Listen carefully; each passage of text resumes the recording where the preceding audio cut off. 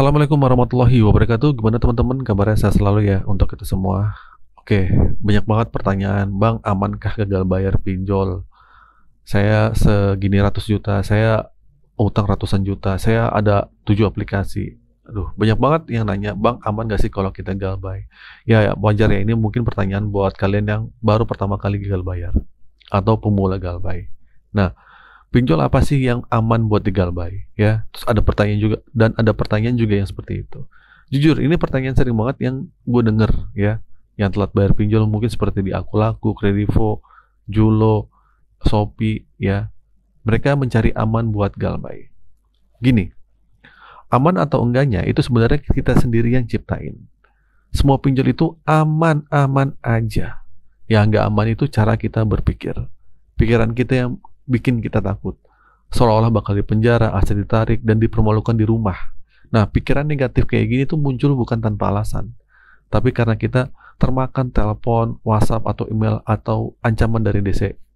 Nah, penyebab utama itu bukan di ancaman, tapi karena kita nggak mampu menerima kenyataan bahwa kita lagi sulit dalam masalah finansial. Banyak dari kita yang masih sandiwara, bohong, dan nutup-nutupin masalah ini dari keluarga. Padahal, kita tuh sebenarnya butuh dukungan eksternal dan internal. Kenapa? Banyak orang yang nggak jujur, karena sebelum ngomong, mereka mikir udah dipenuhi bayang-bayangan negatif di kepalanya.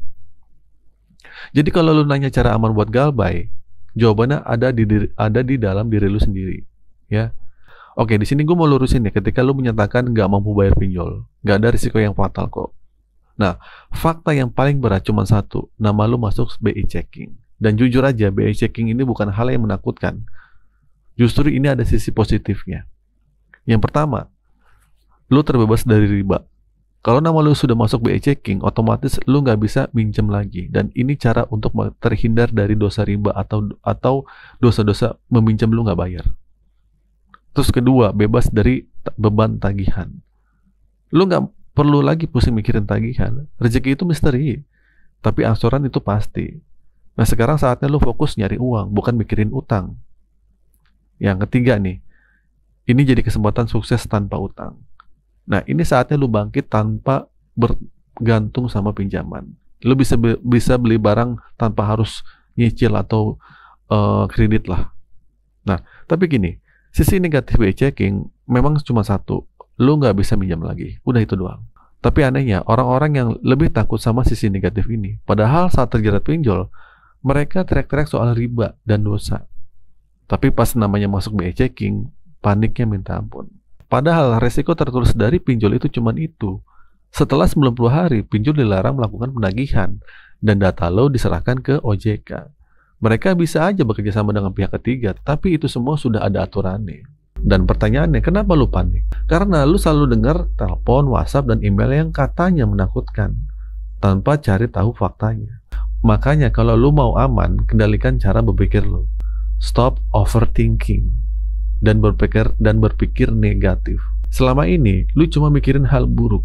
Coba sesekali pikirin yang hal baiknya. Contohnya lu bilang, gimana kalau DC datang ke rumah bawa polisi dan bisa penjarain gue? Itu pertanyaan yang menekan diri lu sendiri. Coba lu balik tanya, gimana kalau semua itu nggak terjadi? Lu harus seimbang dong. Mikirnya dua versi yang menakutkan dan versi yang menyemangati. Langit ada buminya, siang ada malamnya. Pemikiran lu juga harus imbang. Kalau lu cuma mikirin hal buruk, berarti cara berpikir lu yang kejam, bukan masalahnya. Bahkan utang 10.000 pun bisa terasa nggak aman kalau cara berpikir lu salah. Tanyakan ke diri lu, apa sih yang perlu ditakutin? Hidup tanpa uang jauh lebih menakutkan daripada tagihan DC. Hari-hari lu butuh makan dan minum, dan itu nggak bisa digalbay. Telat makan aja lu bakal asam lambung ya kan? Jadi kendalikan cara berpikir lu supaya lu selamat dalam jangka panjang. Nah, pinjol yang aman digalbay apa tuh, Bang? Nah, ini pertanyaan yang banyak banget. Bang, pinjol mana yang aman buat digalbay? Pinjol mana yang nggak ada DC-nya? Oke, sebenarnya jawabannya sama dari sebelumnya gue jelasin. Nggak ada pinjol yang 100% aman buat digalbay. Kenapa? Begitu data lu masuk, promosi sampah dan ancaman bakal terus datang. Kalau lu mau aman, putusin semua komunikasi, hentikan semua kontak selama masih aktif, dan mau pinjol legal atau ilegal, rasanya bakal sama aja, tidak aman. Intinya, aman itu tergantung sama pengendalian pikiran lu. Gak ada orang yang panik bisa tenang. Gak ada orang yang stres bisa merasa aman. Pinjol itu udah memperhitungkan semua kemungkinan, termasuk lu gagal bayar. Semua sudah ada aturannya. Ada asuransi sampai batasan bunga dan dendanya. Yang penting, lu jangan sampai masuk jebakan marketing pinjol yang bikin lu tersesat. Jangan sampai nekat jual aset, gali lubang tutup lubang, atau gadai sana sini. Itu paling bahaya deh. Jadi, cara aman galbay pinjol, cara aman galbay pinjol yang aman buat digalbay intinya cuma satu, tergantung peminjamnya. Kalau lu bisa mengendalikan pikiran, semua akan aman-aman aja. Tapi kalau lu sibuk nyari DC daripada nyari duit, berarti ada masalah lain. Masalahnya bukan karena nggak mampu bayar, tapi tidak mampu jujur dan terbuka. Fakta nggak seburuk yang lu bayangin. Nah, jadi kesimpulannya, yang menjadi pertanyaan yang sering banget gue dengar, aman atau enggaknya, jujur, pertanyaan itu banyak banget dari kita yang terjebak dan ketakutan ancaman-ancaman yang berdatangan. Ya, tapi percayalah, aman atau tidaknya itu sebenarnya tergantung pada diri kita sendiri, pada cara kita berpikir dan menyikapi masalah. Semua pinjol legal itu sebenarnya sudah diatur oleh OJK dan mereka sudah memperhitungkan resiko gagal bayar. Resiko fatal dari gagal bayar legal itu cuma satu, yaitu masuk daftar BI checking. Ya, awalnya mungkin terdengar menakutkan, tapi coba lihat dari sisi positifnya, ya. Terus juga cara aman untuk menghadapi gagal bayar itu ada kunci utamanya, ya. Pertama itu mengendalikan pikiran dan emosi lu. Pertama, lu jangan overthinking. Berhenti memikirkan skenario terburuk yang belum tentu terjadi, dan ancaman-ancaman penjara, aset ditarik, dipermalukan depan umum, ya sama gertakan DC. Alihkan fokus lu, rasa takut lu ke solusi. Tanyakan pada diri sendiri bagaimana kalau semua hal buruk itu tidak terjadi. Terus kedua juga putus komunikasi aja udah. Ini juga untuk mengurangi kepanikan diri lu sendiri. Jangan angkat telepon nomor yang tidak dikenal, blokir nomor DC itu nggak apa-apa. Jangan balas pesan-pesan dari ancaman mereka, ya. Terus yang ketiga, jujur dan terbuka. Nah, ini salah satu sumber kepanikan terbesar, rasa takut untuk jujur pada keluarga.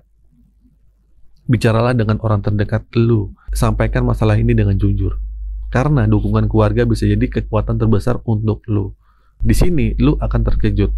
Fakta yang tidak seburuknya yang lu bayangin. Terus keempat nih, terakhir. Fokus pada solusi aja. Daripada lu sibuk mencari tahu pinjol mana yang aman atau digalbay, lebih baik mengalihkan energi lu untuk mencari penghasilan, ya nggak? Ingat ya, lu gagal bayar karena tidak punya uang. Jadi prioritas utama lu sekarang adalah mencari uang.